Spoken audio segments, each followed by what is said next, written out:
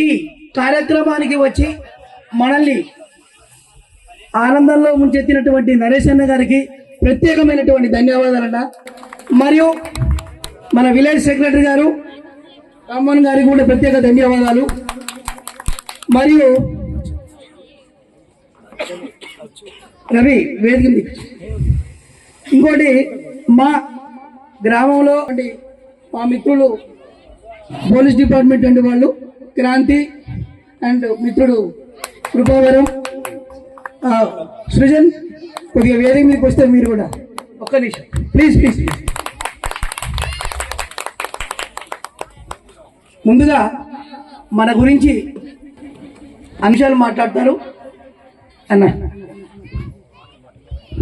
జై భీమ్. చిల్లాపూరు గ్రామ ప్రజలందరికీ, అంబేద్కర్ సంఘం అధ్యక్షులకు, కార్యదర్శికి, కమిటీ సభ్యులకి, నాయకులకి, ఈ విగ్రహం పెట్టాలని ఆలోచన చేసిన మంచి మనుషులకి, నిండు మనసుతో సహాయ సహకారాలు అందించినటువంటి వారందరికీ, మరీ ముఖ్యంగా ఈ చిల్లాపూరు గ్రామం నుంచి బాబాసాహెబ్ జయంతి రోజు ఆయన విగ్రహాన్ని ఆవిష్కరించుకోవడం కోసం చాలా రోజులుగా కష్టపడి పనిచేసిన సోదరులకి, మా అమ్మలకి, అక్కలకి, చెల్లెళ్ళకి, తమ్ముళ్ళకి, అన్నలకి, పిల్లలకి సామాజిక ఉద్యమాభివందనాలు. ప్రసంగించడానికి ముందు ఒక్క మాట మీ చెవులో వేద్దామని మైకు పట్టుకున్నాను పెద్దలారా. నా వల్ల ముందుగా కూర్చున్న వాళ్ళు ఎవరైనా నా మాటల వల్ల, నా ప్రవర్తన వల్ల, నా ఆలోచన వల్ల ఎవరికైనా మనసుకు బాధ కలిగించి ఉంటే గతంలో నన్ను మన్నించండి.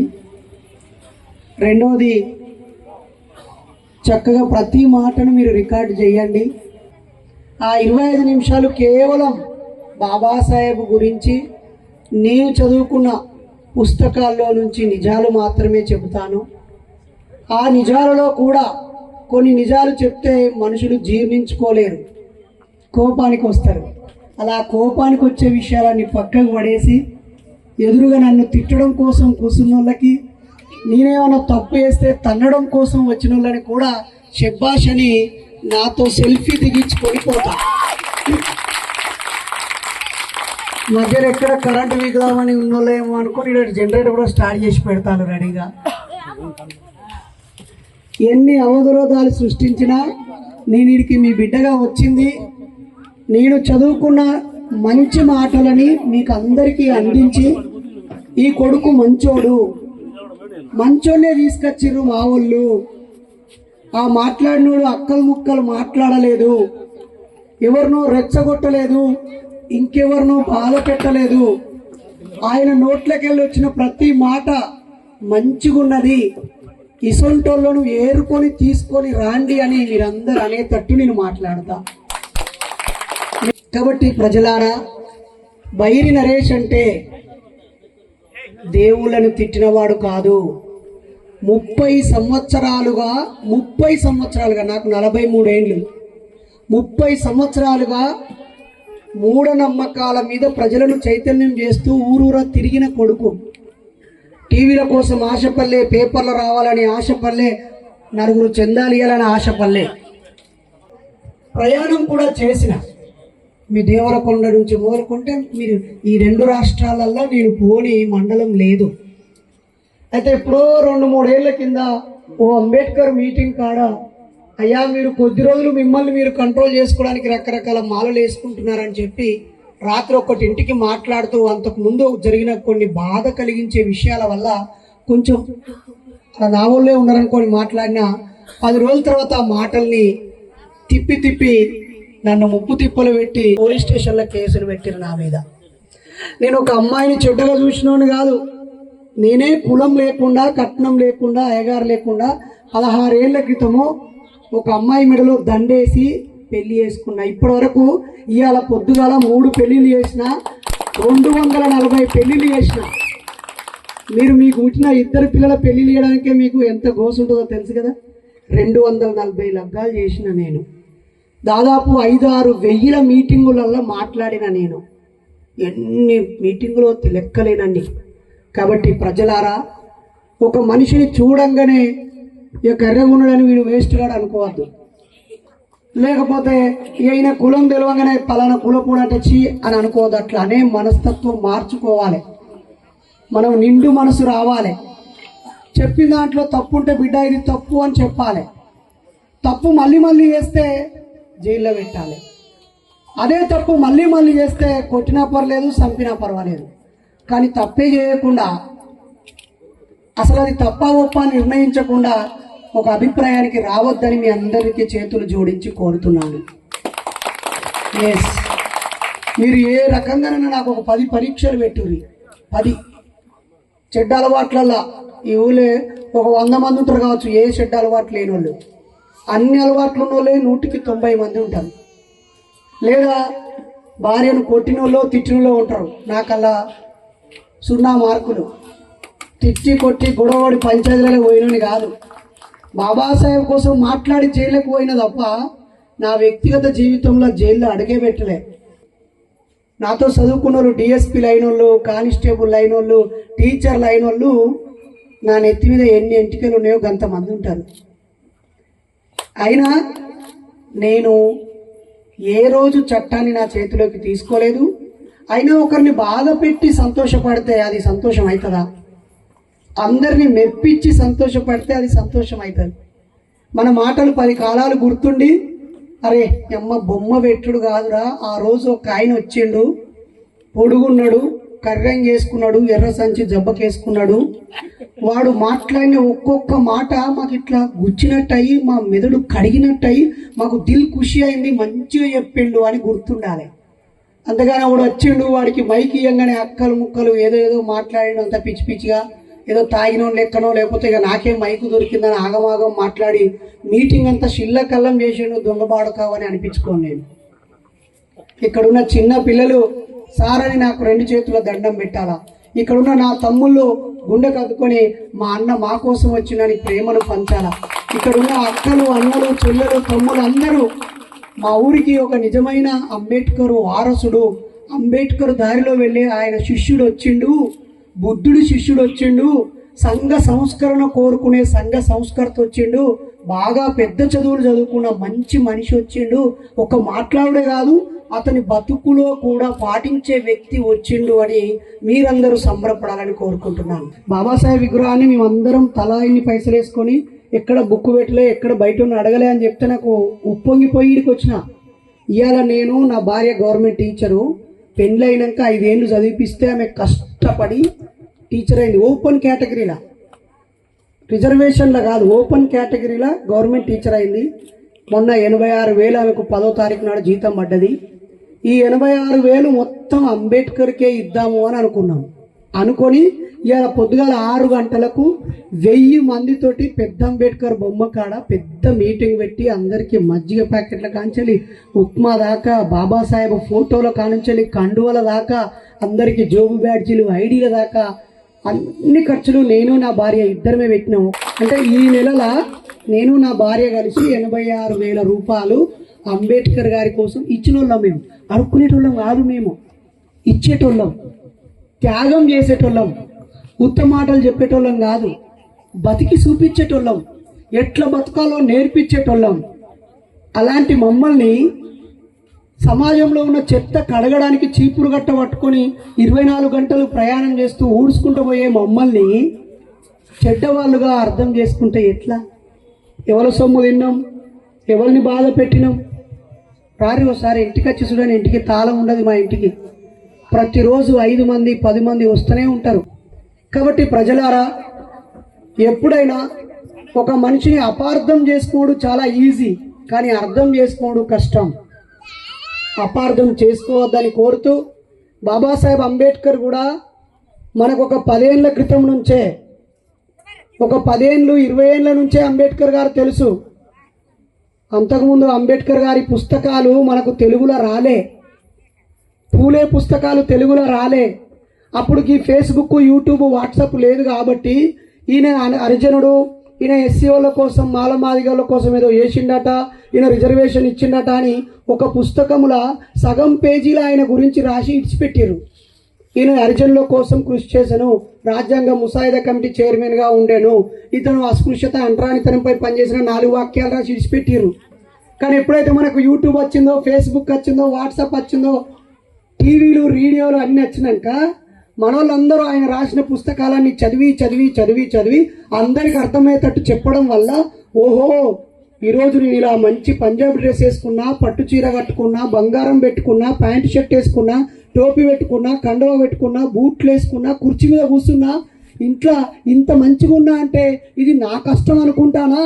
కాదు కాదు కాదు, ఆయన కష్టం పడి మేమందరం సమానం అనేటువంటి హక్కులు ఇచ్చిండు కాబట్టే మేము ఈరోజు బతుకుతున్నామని అర్థమైంది కాబట్టి ఇప్పుడు ఒక్కొక్కరు అన్ని ఊళ్ళలో విగ్రహాలు పెడతా అంటే కొంతమంది పెద్ద మనుషులు ఏం చేస్తున్నారు, అరే ఈ ఊళ్ళో ఎస్సీలు ఎంతమంది ఉన్నారా, చలో ఒక విగ్రహం పెడితే వీళ్ళందరూ మనకు ఓట్లు ఎత్తారా, లేకపోతే ఇలా ఎవడన్నా మంచిగా తాయేటోడా 4 బాటిల్ ఇస్తే గుంపులు పట్టుకొస్తారా అని వాడు విగ్రహాన్ని పెట్టి విగ్రహదాత అని వాడి పేరు రాపించుకొని ఈ ఓట్లన్నీ మలిపించుకొని ఏదో కథలు పడతా ఉన్నాడు.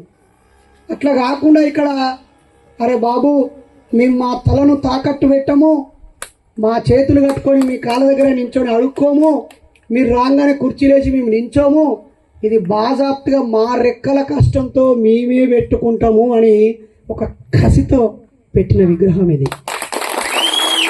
నేను ఇప్పటివరకు జైలుకు వెళ్ళక ముందు ఒక 500 విగ్రహాలను ఈ చేతులతో ఆవిష్కరించి ఉంటా. ఈ చేతులతో నేను ఆవిష్కరిస్తున్నానంటే నేను బాగా ఎత్తు పొడుగు గొప్పోన్నని కాదు, ఏతులు ఏం అక్కర్లేదు, నాకు భయం అవుతూ ఉంటుంది. ఈ చేతులతో ఆయన మీద ఉన్నటువంటి ఆ నీలి కండువాన్ని తీస్తున్నాను, ఈ చేతులకు మట్టి అంటొద్దు, ఈ శరీరానికి కలుషితం అంటొద్దు. రేపు నేను ఎక్కడైనా ఒక తప్పుగా చూపు చూసినా, తప్పుగా మాట మాట్లాడినా, తప్పుడు పని చేసినా ఒరే ఈ నీచుడారా మన ఊళ్ళో విగ్రహాన్ని ఓపెన్ చేసింది అని జనం తిట్టుకోవద్దు. అందుకే విగ్రహాన్ని ఆవిష్కరించిన ప్రతిసారి నన్ను నేను 4 సార్లు స్నానం చేస్తా. నా ఒంటి మీద మట్టి పోగొట్టే నీళ్ళతో స్నానం కాదు, ఆయన రాసిన పుస్తకాలను చదువుతూ జ్ఞానంతో స్నానం చేస్తా.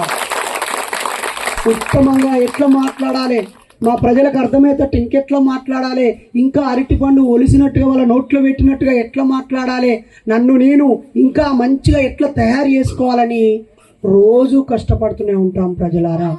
ఎస్, ఈరోజు ఏప్రిల్ 14 ఆంధ్రప్రదేశ్ తెలంగాణ 2 రాష్ట్రాలలో దాదాపు ఒక 100 దిక్కుల అంబేద్కర్ విగ్రహాలను ఆవిష్కరించి ఉంటారు.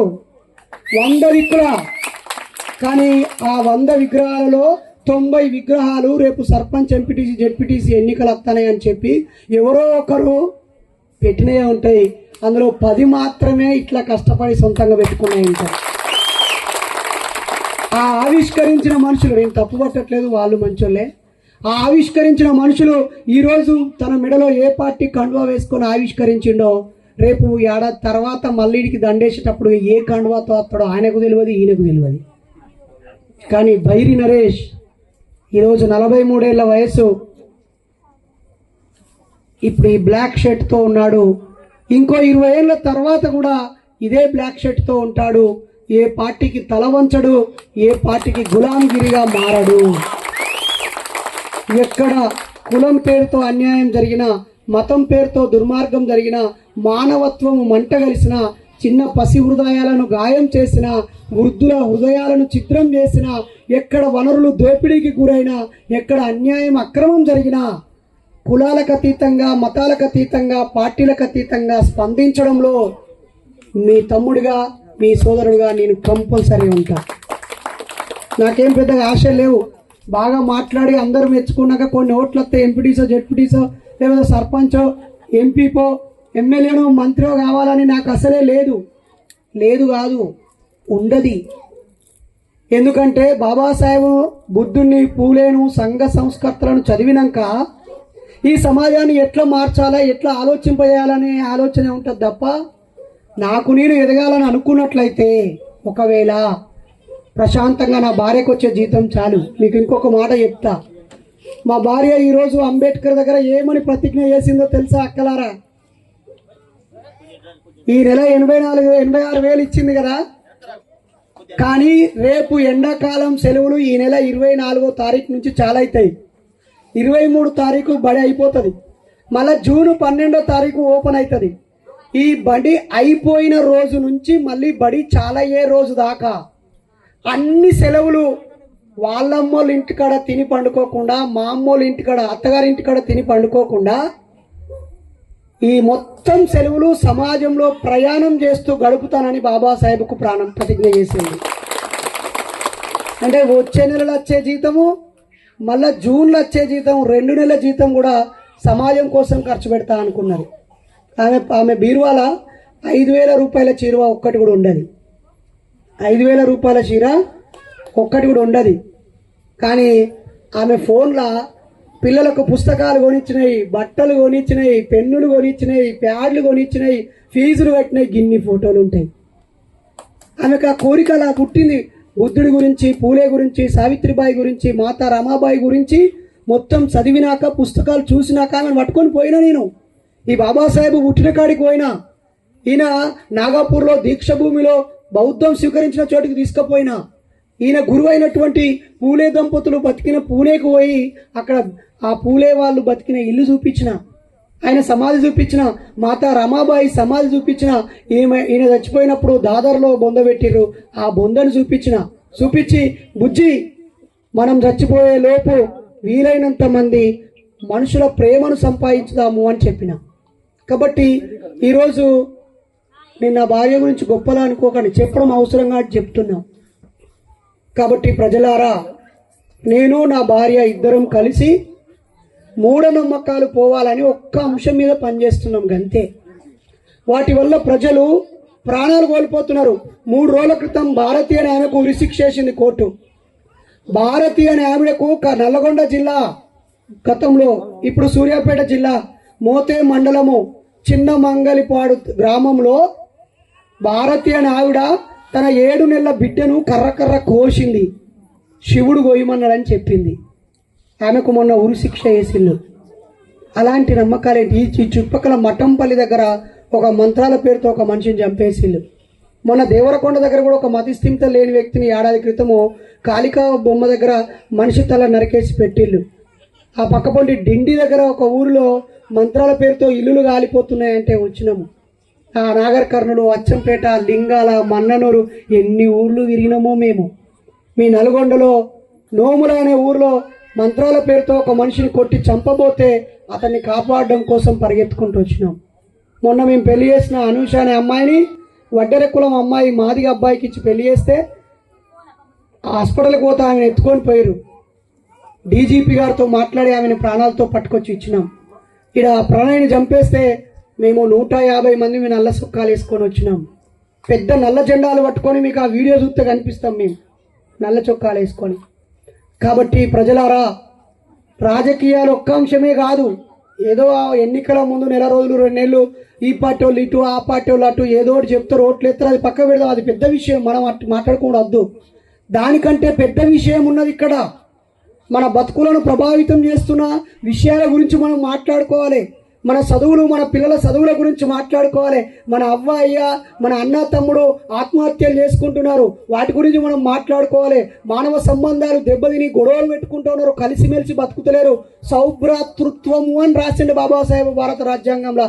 సౌభ్రాతృత్వము భూతద్దం పెట్టి చూసినా దొరికేటట్టు లేదు. మానవతా విలువలు అని రాసిండు. మానవ విలువలు ఎక్కడున్నాయి? చచ్చిపోయినాక 18 రోజులకు ఆ శవం వాసన వస్తే ఆ ఇల్లు డోర్ తీసి అరే నువ్వు చచ్చిపోయిన రా అని బొక్కలు. అంటే మనుషులు సంబంధాలు పోయినాయి. కాబట్టి మన ఆరోగ్యం మీద శ్రద్ధ పోయింది, మధ్యలో చచ్చిపోతున్నాం. మన శ్రమ మీద విలువ పోయింది, అలాగే జ్ఞానం మీద కోరిక పోయింది, కలిసికట్టుగా ఉండాలనే ఐక్యత చచ్చిపోయింది. ఇన్ని దుర్మార్గాలు ఉన్నాయి. ఓన్లీ ఓట్లేనా? 5 ఏళ్ళకి వీళ్ళకి వెళ్తారు, నచ్చకపోతే 5 ఏళ్ళకి ఇంకో వాళ్ళకి వెళ్తారు. వీళ్ళు బాగా నచ్చుతాం, మళ్ళీసారి ఇప్పుడున్న కాంగ్రెస్ వాళ్ళు మంచిగా పనిచేస్తే ఈ 3-4 ఏళ్ళు మళ్ళీ వీళ్ళనే ఎన్నుకుంటారు. నీకు నచ్చకపోతే ఆడ బంద్ కాదు, అందరికీ నచ్చకపోతే మారుతుంది పార్టీలు. కాబట్టి పార్టీలు ఎవరెవరు ఎటు మారిరా అనేది పెద్ద విషయం కాదు, లీడర్లు ఏం చేస్తారనేది పెద్ద విషయం కాదు. ఈ బాబాసాహెబ్ అంబేద్కర్ గారు గుర్తుపెట్టుకోండి, మనిషి సమూలంగా మారాలని కలలు అన్నాడు ఆయన. అందుకే బౌద్ధ ధమ్మ జీవన విధానాన్ని మనకు చూపించిండు. ఒక గొప్ప వ్యక్తిత్వం ఎలా ఉండాలి, మన ఆలోచన విధానం ఎలా ఉండాలి, మన మాట తీరు ఎలా ఉండాలి అని, మన బట్టల తీరు ఎలా ఉండాలని చెప్పాడు ఆ మహానుభావుడు. దాని గురించి మనకు ఎక్కడ మాట్లాడుకుండా అయితలేదు. ఏమనంటే బాబాసాహెబ్ అంబేద్కర్ అనగానే vote, political power is master key అని చెప్పి ఆ మాస్టర్ కీ పెట్టి ఎటు తిప్పినా తాళం ఓపెన్ అవుతలేదు. అందరూ అది మర్చిపోయి మళ్ళీ జోబులు వేసుకొని ఏదో పాటల కన్నా పోతారు, లేకపోతే రాజకీయాలు ఇచ్చిపెట్టి ఎంత చేసినా వేస్ట్ రా వెనక కన్నా పోతారు. ప్రజలు సాంస్కృతికంగా మార్పు రావాలి, వాళ్ళ ఆలోచనల్లో మార్పు రావాలి, వాళ్ళ బతుకుల్లో మార్పు రావాలి, వాళ్ళ భాషలో మార్పు రావాలి, వాళ్ళ బతుకులో మార్పు రావాలని, సాంఘిక విప్లవం రావాలని కలలు కన్నాడు ఆయన. ఆయన రాసిన పుస్తకాలలో మనం ఏ పుస్తకం చదవట్లేదు.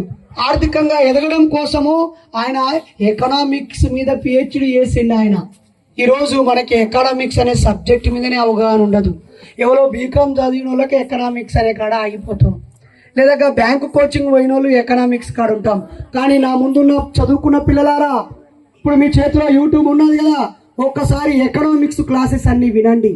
పెట్టుబడి అంటే ఏంటి, ఆదాయం అంటే ఏంటి, మిగులు అంటే ఏంటి, దాన్ని పొదుపు చేయడం ఎలాగా, పెట్టుబడిగా ఇన్వెస్ట్ చేయడం ఎలాగా, ఉన్న సంపదను అభివృద్ధి చేసుకోవడం ఎలాగా, మనకయ్యే అనవసరమైన ఖర్చులు గుర్తించి తగ్గించుకోవడం ఎలాగా, గౌరవాన్ని పెంచేటువంటి అలవాట్లు ఎలా చేసుకోవాలి, మనం కుటుంబం ఎదగడం కోసం ఏ అలవాట్లు చేసుకోవాలి, మన కుటుంబాన్ని ఏ ఏ సమస్యలు ఇబ్బంది పెడుతున్నాయో కూర్చొని మాట్లాడుకొని వాటిని కడిగే పనులు జరగాలి. అది జరగట్లేదు. బాబాసాహెబ్ అంబేద్కర్ గారికి 4 కొడుకులు పుట్టి ఒక బిడ్డ పుడితే అందులో 3 కొడుకులు చచ్చిపోయి ఒక బిడ్డ చచ్చిపోయినా కూడా ఒకే కొడుకు, పెద్ద కొడుకు యశ్వంతరావు ఒక్కడే ఉన్నాడు. గంగాధర్ చచ్చిపోయాడు, రాజారత్న చచ్చిపోయాడు, రమేష్ చచ్చిపోయాడు, అలాగే మన బిడ్డ కూడా చనిపోయింది హిందూ. మరి అంతమంది చచ్చిపోయినా ఆయన ధైర్యం జడలే, తల్లడిల్లి వెనక వల్లే ఈ లోకంలో ఉన్న ప్రజలందరూ నా బిడ్డలే అని చెప్పి ఒకసారి ఆయన ఉత్తరం రాస్తాడు వాళ్ళ భార్యకి. ఇవో నేను బరోడా సంస్థానపు రాజు పంపించే పెన్షన్ అంటే స్కాలర్షిప్ డబ్బులతో నేను ఇక్కడికి వచ్చిన చదువుకోవడానికి 5 ఏళ్ళు చదివే చదువుని 3 ఏళ్లలోనే చదువుతా అని యూనివర్సిటీలో చెప్పిన. ఓకే అన్నారు. ఇక 3 ఏళ్ళు ఇదే ఎందుకు చదవాలని ఇంకో కోర్సులో కూడా చేరిన. కానీ ఎవరో నాకు డబ్బులు పంపించకుండా ఆపిల్లు నాకు తినడానికి కష్టమవుతుందని అంబేద్కర్ వాళ్ళ భార్యకి ఉత్తరం రాసిండు. అప్పుడు వాళ్ళ భార్య గిసొంటి అన్నను పిలిచి రాపించింది, మన కార్యదర్శి సార్ని పిలిచి ఒక ఉత్తరం రాయమని చెప్పి. ఏమని వచ్చిందంటే, అయ్యా మన కొడుకు ఆరోగ్యం మంచిగా లేదు, నేను కూలీ నాలి కాయ కష్టం చేసి డబ్బులు సంపాదిస్తున్నా, ఈ డబ్బులతో వాడిని దవాఖానకు తీసుకుపోవన్నా లేకపోతే నీకు మనీ ఆర్డర్ చేయాలన్నా అని రాస్తే ఆయన ఏం చెప్పిండో తెలుసా? బుజ్జి, నీకు నాకు పుట్టినోళ్ళే మన పిల్లలు కాదు, ఈ లోకం మీద తినడానికి తిండి, కట్టుకోవడానికి బట్ట, ఉండడానికి ఇల్లు లేని, చదువుకునే అవకాశం లేని, గౌరవం లేని ఈ సబ్బండ కులాల పేదలందరూ మన పిల్లలే. వాళ్ళ కోసం నేను చదువుతానా రాస్తానా? నేను నీకు మన పిల్లలకింత దూరం ఉన్నది, మన దేశంలో ఉన్న పేదవాళ్ళ బతుకుల కోసం వీడు ఉన్నా అని చెప్పి ఆ పైసలు నాకు పంపి నేను వచ్చినాక దవాఖానలో చూపిస్తా అంటాడు. కానీ ఆ తల్లి ఇటు పంపిస్తుంది, ఆడ కొడుకు చచ్చిపోతాడు. ఎంత దుఃఖం ఉంటుంది అనుకుంటారు ఆయనకి. కానీ ఆయన చచ్చిపోయాడు. అయితే ఏంటి, ఇప్పుడు బొంద పెట్టినాం కదా, సాయంత్రం మీటింగ్ ఉన్నది, పదండి పోదామంటాడు. అయ్యా మీ కొడుకు ఇప్పుడే చచ్చిపోయాడు, బొంద పెట్టినావు కదా, ఈ ఏడ్చుడో పిండకు పెట్టుడో దండం పెట్టుడో చేయవా అంటే, సచ్చినోడు ఎట్లా రాడు, ఆ సచ్చెట్లను కాపాడదాం పదా అని చెప్పి వస్తాడు ఆయన. మరి గంత గొప్ప మనిషి గురించి మనకు ఎవ్వరు చెప్పలే చక్కగా. ఎందుకు చెప్పలేదని మనం అడగలేము. వాళ్ళు చెప్పిర్రు చాలా విషయాలు, ఒక్కొక్క దేవుడి గురించి గొప్పగా చెప్పిర్రు, ఒక్కొక్క మహాపురుషుల గురించి చెప్పిర్రు, అవతారాల గురించి చెప్పిర్రు, యేసయ్య గురించి చెప్పిర్రు, అల్లా గొప్పతనం చెప్పిర్రు, మత గ్రంథాలన్నీ మనకు వివరించిర్రు, అర్థమయ్యేటట్టు చేసిర్రు, అందరం ఎవరికి నచ్చిన దేవుళ్ళని నమ్ముకునేటట్టు చేసిర్రు వాళ్ళు. కానీ మన బతుకుల కోసము నిజంగా సేవ చేసిన దేవుళ్ళ గురించి మనకు ఎవరు చెప్పలే. ఎందుకంటే వీళ్ళు తక్కువ కులం వాళ్ళు. వీళ్ళ గురించి చెప్తే మన అందరము వీళ్ళ గురించి చదివి ఈయన ఓ మాలేసుకోమన్నాడు. ఇక్కడ అయ్యప్ప మాలేసుకున్న వాళ్ళు చాలా మంది ఉంటారు, హనుమాన్ మాలేసుకున్న వాళ్ళు ఉంటారు, భవానీ మాలేసుకున్న వాళ్ళు ఉంటారు, శివ మాలేసుకొని శ్రీశైలం పోయిన వాళ్ళు ఉంటారు. ఇక్కడ బుద్ధుడి మాలేసుకున్న వాళ్ళు ఎంతమంది ఉన్నారు? చేయలేవట్టురి. బుద్ధుడి మాలేసుకున్న వాళ్ళు బాబాసాహెబ్ అంబేద్కర్ వేసుకున్నాడు. 1956 అక్టోబర్ 14న 5.5 లక్షల మందిని ఇట్లా కూర్చోబెట్టి, ఇప్పుడన్నా టీవీలు పేపర్లు ఉండి కృష్ణమాది అన్న లచ్చ డప్పులు అంటే లచ్చ డప్పులు వచ్చినాయి. మాల మహానాడులు చలో అరే మనకు అన్యాయం జరుగుతుంది పెరేడ్ గ్రౌండ్ పోదాం చెప్తే అక్కడ కూడా లక్షల మంది వచ్చిళ్ళు. రేవంత్ రెడ్డి అన్న పెద్ద మీటింగ్ పెడదామని సోనియా గాంధీనో వాళ్ళ రాహుల్ గాంధీనో పిలిస్తే లక్షల మంది పోయిర్రు. కేసీఆర్ గారు తెలంగాణ కోసం మీటింగ్ పెడితే లక్షల మంది వచ్చిర్రు. ఇప్పుడు అంటే లారీలు ఉన్నాయి, తిండి బీర్లు బిర్యానీలు బస్సులు ఆటోలు అన్నీ ఉన్నాయి, రోడ్లు మంచిగా ఉన్నాయి.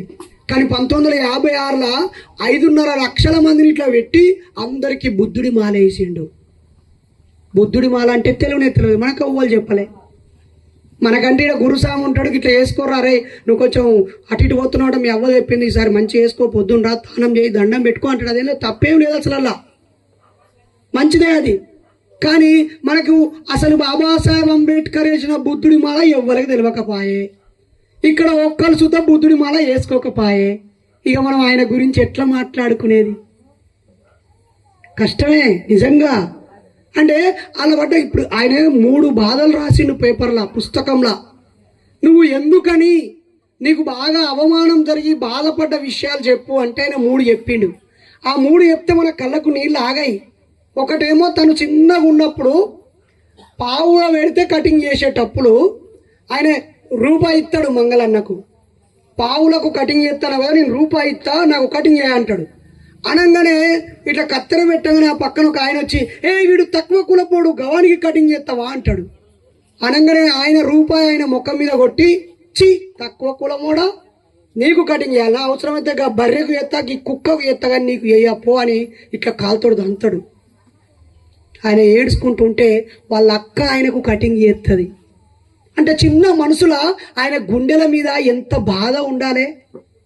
రెండోసారి కొంచెం ఇంతంత పెద్దగా అయినాక వాళ్ళ బాబు చెరువు కట్టలు తవ్వించే పనిలో ఉన్నప్పుడు ఈయన సతారాకు పోతున్నప్పుడు ఎడ్ల బండిలా ఆ రోజు ఇప్పుడు ఆటోకు 20 రూపాయలు ఉంటాయి కదా, మనం దేవరకొండ పోవాలంటే 20 రూపాయలు కాదు నేను 50 రూపాయలు ఇస్తా అని చెప్పి ఆయన బండి మీద గుర్రం బండి మీద కూర్చుంటాడు. కొంచెం దూరం పోయినాక ఆయన ఎర్రగా ఉంటాడు, సూటు బూట్ వేసుకుంటాడు. ఈయన కొంచెం దూరం పోయినాక ఆ రైల్వే గేట్ కింద పోయినాక మీరేం కులం వాళ్ళు అనగానే ఈయన చెప్తాడు మేము మాలోళ్ళం మాదిగొల్లం అని చెప్పగానే వచ్చి నా గుర్రం బండి మీద కూర్చుండి ముట్టుకొని అంతా మైలపడ్డదని చెప్పి ఆయనను మెడలు పట్టి ఇట్లా కిందికి నూకెత్తాడు. ఇట్లా కిందికైనా నూకెత్తాడు. అరే నీ 20 రూపాయలకు బదులు నేను 50 రూపాయలు ఇచ్చిన కదా అంటే నీ 50 కాదు నీకు 100 నీకు ఇస్తా, తక్కువ కూడపోడా నువ్వు వచ్చి నా ఎడ్ల బండ్లా నా గుర్ర బండ్లా కూర్చుంటే రేపు ఇంకోడు కూర్చుంటారా నా బండ్లే అని చెప్పి ఆయనను మధ్యలో ఇడిచిపెట్టి వాడు వెనుకకు పోతాడు. నడుచుకుంటా కాళ్ళకు పొక్కులు వస్తాయి ఆయనకి. ఇవి అయిపోయినాక పెద్ద కలెక్టర్ లాంటి ఉద్యోగం వస్తుంది బరోడా సంస్థానంలో. ఆయన కలెక్టర్ లాంటి ఉద్యోగం చేసుకుంటూ ఆయనకి పోతాడు. పోయినాక ఆ రాజు ఏమంటాడు ఎవరికైనా, అయ్యా మీకు రూమ్ ఇవ్వని అడుగుతాడు. ఆయన రూమ్ ఇవ్వమంటే ఆ రూమ్ ఇవ్వడానికి ఎవ్వరు ముంగటికి రారు. రాకపోతే ఈయన ఏం చేస్తాడంటే దొంగ వేషంలా ఒక పార్సీ వాళ్ళ ఇంటికి పోయి సూటు బూటు పెట్టుకొని ఇల్లు కిరాయి తీసుకుంటాడు. ఇప్పుడు కూడా మనకు హైదరాబాద్లో పలానా కులం వాళ్ళకే రూములు ఇస్తా అంటారు తెలుసా, నిజం. ఇప్పటి కూడా ఉన్నాయి అవి కులాలు. అయితే ఏకంగా ఆయన రెంట్ 10,000 కిరాయిని 20,000 ఇస్తాడు. కిరాయి డబ్బులు ఫస్ట్ ఇస్తాడు 20,000, 10,000 కాదు ఫస్ట్ 20,000 ఇస్తాడు. ఇచ్చినాక ఓ రోజు రాత్రి ఈయన స్నానం చేసి వస్తుంటే ఈయన మెడకు జంజరం దారం ఉండదు. దారం ఉండకపోయేసరికి వాళ్ళు చూస్తారు, అనుమానపడతారు. ఈ విషయం ఆ విషయం రాజు దగ్గర ఆయన కలెక్టర్గా పనిచేస్తూ ఉంటారు. మన ఊళ్ళకి ఒక తక్కువ కులమోడు కలెక్టర్ వచ్చిండు, మరి వానికి రూమ్ కిరాయి ఎవరు ఇచ్చిర్రా అని ఎంక్వైరీ చేస్తారు. ఎంక్వైరీ చేస్తే ఈ పార్సీయాలు ఇస్తారు. వాళ్ళందరూ ఉరికొచ్చి ఒరే మీ ఇంట్లో ఉండేటోడు ఏమనుకుంటానో ఆడు తక్కువ కులపోడు వానికి ఎట్లా కిరాయికి ఇచ్చినావు అనగానే ఆయన సందుగా పెట్టే ఆయన పుస్తకాలు ఆయన బట్టలు ఆయన టోపీని తీసుకొని బయటేసి ఇల్లు ఖాళీ అయ్యమని తాళం వేసుకుంటారు. రాత్రి 11:30కి ఎటు పోవాలి చెప్పుల్లి. మళ్ళీ ఆయన చిన్న నౌకరు కాదు, ఆ రాజ్యంలోనే కలెక్టర్ అంతా, అంటే రాజుల కాలంలో కలెక్టర్ అంతా ఉద్యోగం అది. కలెక్టర్ అయినా కూడా ఆయనను పడేస్తారు. ఆయన బడిలోకి పోయినప్పుడు అవమానమే, ఒక ప్రొఫెసర్ అయి పాఠాలు చెప్పేటప్పుడు కుండలో నీళ్ళు తాగేటప్పుడు అవమానమే, లైబ్రరీలో కూర్చుంటే కూర్చి కూడా అవమానమే. ఇన్ని అవమానాలు పడ్డా కూడా అంబేద్కర్ ఏ రోజు కూడా అమ్మలారా అక్కలారా ఇన్ని బాధలు పెట్టినా ఆయన ఏ రోజు కూడా నన్ను బాధ పెట్టిన వాళ్ళు చెడ్డోళ్ళు అని వాళ్ళకు ద్రోహం చేయలే. అన్ని కులాలలో ఉన్న ఆడవాళ్ళకి సమానత్వాన్ని సాధించి పెట్టాడు బాబాసాహెబ్ అంబేద్కర్. తనకు కటింగ్ చేయని మంగళన్నలను ఎస్సీ రిజర్వేషన్ ఇచ్చిండు బాబాసాహెబ్ అంబేద్కర్. ఈ ఊళ్ళో మంగళన్నలు బీసీ కావచ్చు, మీరు ఒరిస్సాకు పోండి, బీహార్కు పోండి, అక్కడ వాళ్ళు ఎస్సీలలో ఉంటారు, తెలుసా మీకు? కాబట్టి బాబాసాహెబ్ అంబేద్కర్ ఏ రోజు దోపిడీ కులాల వాళ్ళకి కానీ, రెడ్డి వెలమ కమ్మ కాపు చౌదరి పటేన్లకు కానీ ఏ రోజు వీళ్ళు నన్ను బాధ పెట్టిరని వాళ్ళ మీద పగ పెంచుకోలే. నా దేశం మంచుకుండాలి, అన్నదమ్ముల లెక్క కలిసి ఉండాలి, సమానత్వం ఓటు ఉండాలని చెప్పి ఆయన అందరికీ హక్కులు రాసిండు. ఆయన నిద్ర పోకుండా చదివేటోడు ఆయన. ఈరోజు మన పిల్లల్ని చదివిస్తున్నామా? వాడు టీవీ చూస్తానా, సెల్ ఫోన్ చూస్తానని తిడతాను, కానీ మనం చదివితే వాళ్ళు చదువుతారు. చదువుకున్న తల్లిదండ్రులారా, మీరే చెడ్డవాళ్ళు. మీరు మీ భార్యను తిడుతూ ఉంటే మీ పిల్లలు చూసి వాళ్ళు అదే నేర్చుకుంటారు. మీరు సందు దొరికితే దావత్ చేసుకొని తాగితే వాళ్ళు అదే నేర్చుకుంటారు. మీరు డిగ్రీలు పీజీలు చేయకపోయినా మీరు 10వ తరగతి దాకా చదివినోళ్ళు కదా, ఆడ అక్కలు మగ అన్నలు. నీ కొడుకుల బిడ్డల కోసమే కదా నువ్వు ఒళ్ళంతా మంచి పని చేసేది, ఉద్యోగం చేసేది, ఆఫీస్కు పోయేది, మూటలు మోసేది, ఆ సిమెంట్ ఫ్యాక్టరీలో పనిచేసేది, లేకపోతే పొలంలో పనిచేసేది, కూలీ నాలి కాయా కష్టం గొడ్డు కష్టం చేసేది నీ పిల్లల కోసమే అయినప్పుడు, నీ పిల్లల కోసం రోజు 1 గంట సేపు సెల్లు పక్కకు పెట్టి, టీవీ పక్కకు పెట్టి 1 గంట సేపు నువ్వు కూడా పుస్తకం పట్టుకొని కూర్చుంటే ఏమవుతుంది నీకు? ఏమనంటే మా పోరడు చదువుతలేడు, మా అమ్మాయి చదువుతలేదు, టీవీ చూస్తుంది, సెల్ ఫోన్ చూస్తుంది, మరి నువ్వేం చూస్తున్నావు?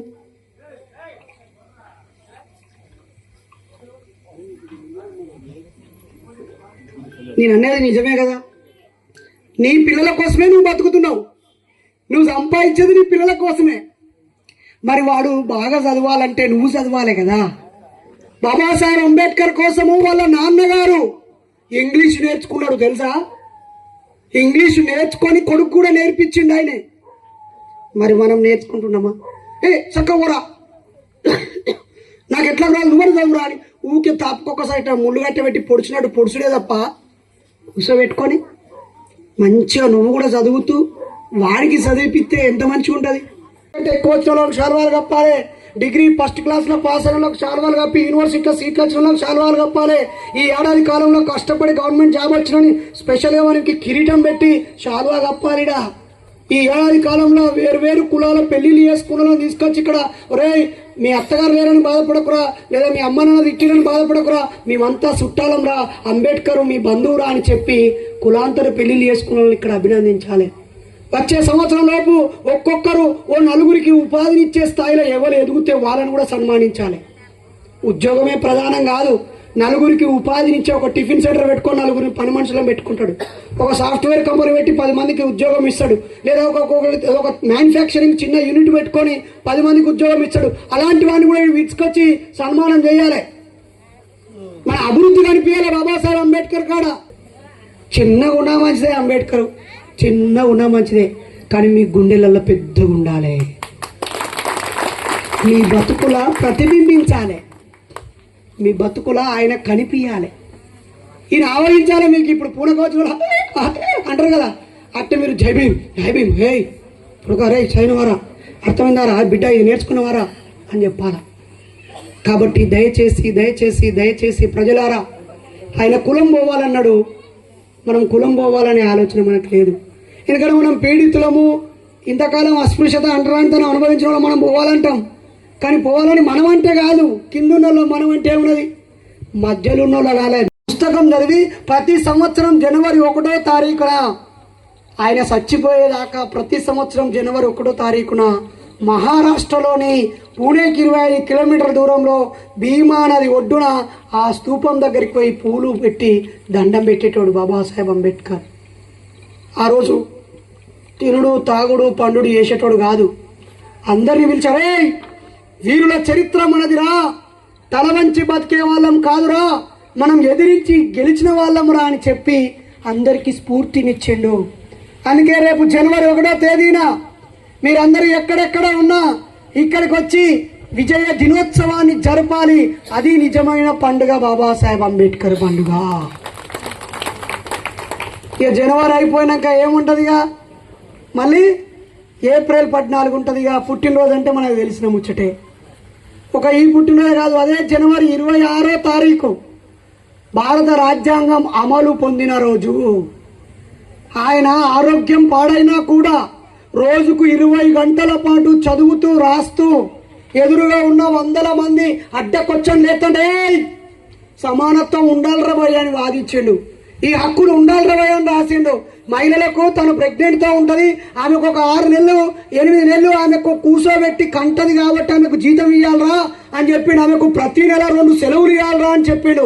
8 గంటలకు ఎక్కువ పనిచేస్తే వీళ్ళు ఒళ్ళు హూనమైంది, 8 గంటలకే జీతం ఇవ్వాలి, ఆడవాళ్ళకి మగవాళ్ళకు సమానంగా జీతం ఇవ్వాలి అని చెప్పి అన్నిటికీ ఆన్సర్ ఇచ్చి ఇచ్చి ఇచ్చి ఇచ్చి ఆయన ఊపిరితిత్తులు ఖరాబైనాయి.